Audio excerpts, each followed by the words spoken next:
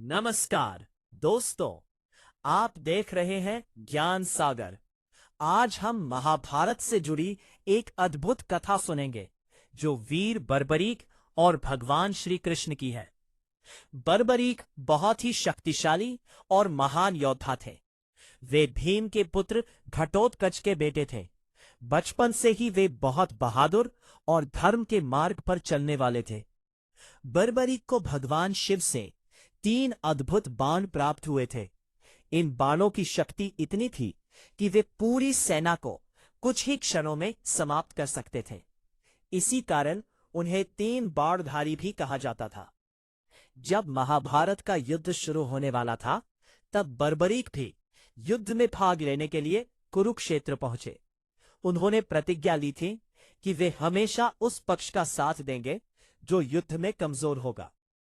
भगवान श्री कृष्ण जानते थे कि यदि बर्बरीक युद्ध में उतर गए तो वे अपनी प्रतिज्ञा के कारण बार बार पक्ष बदलते रहेंगे और अंत में पूरा युद्ध अकेले ही समाप्त कर देंगे।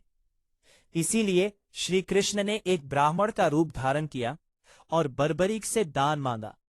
बर्बरीक ने वचन दिया कि वे ब्राह्मण को जो भी मांगेगा दे देंगे। तब भगवान कृष्ण ने उनसे उनका सिर ही दान में मांग लिया।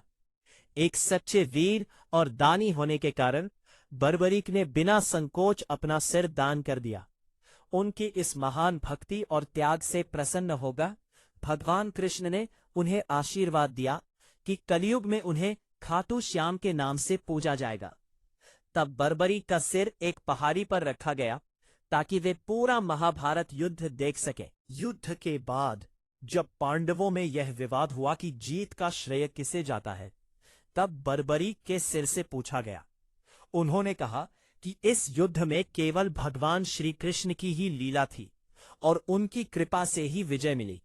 दोस्तों, इस कथा से हमें यह सीख मिलती है कि सच्ची भक्ति, त्याग और वचन का पालन करने वाले व्यक्ति को भगवान हमेशा महान बनाते हैं।